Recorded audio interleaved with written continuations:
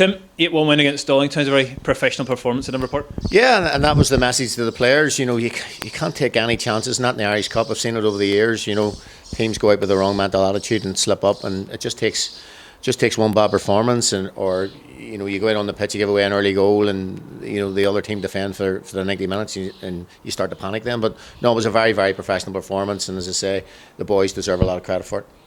And Dollingstown as well, coming in off the back of the circumstances they were, with no competitive games and all the rest of it, they deserve a lot of credit from today too. Absolutely, I thought that they done very, very well in certain parts of the game. Yes, we probably had the lion's share of possession, but when they got the ball at times, especially early in the second half, they knocked it around and got in behind us, if truth be told, a couple of times, and say scored a very good goal, which obviously we're a little bit disappointed with. But listen, credit to them, they came here and they ran their socks off right to the end.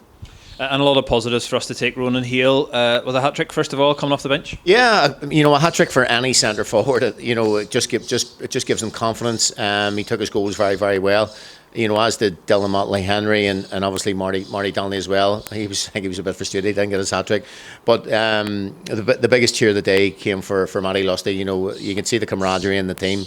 They're all running to get the ball so they could give it to Matty Lusty to score his first senior goal at 17 years of age. It was fantastic, and then obviously everybody around him and cheering for him afterwards. Yeah, first senior minutes, first senior goal, and 2 assists under his belt as well. It certainly wasn't a token sub. He really added to the game. No, and it isn't throwing him on as a sub just as a token gesture. Matty's a part of the squad, and it's just about giving him some game time. And he doesn't look out of place at all in training. He doesn't look out of place. He's a big future at this club.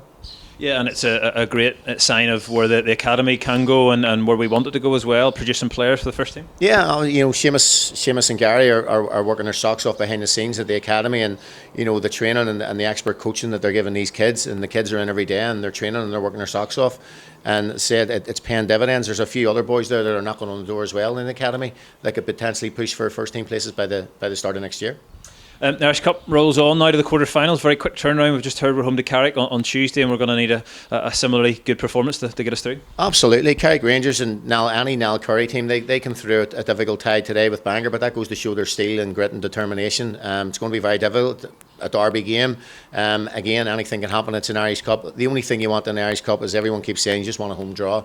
We're glad and we're fortunate to be home, and we go again on Tuesday, and we'll assess the boys on Monday morning, make sure there's no knocks or niggles, and we just go from there. Yeah, it's a game where we're going to go into as favourites, but we really need to keep our eye on the ball if we're going to get through the semi-finals like we want to do. Yeah, absolutely. There's no favourites. Remember 3 years ago when we were coming up against Ballymena, and Ballymena were shooing favourites against us when Larne were just coming through, and we ended up going up there and beating them 2-1. So as I say, there's no favourites in this competition. You're just glad you're home. You got to go out, same mental attitude, same mentality, same focus, same tempo, and see where it takes us.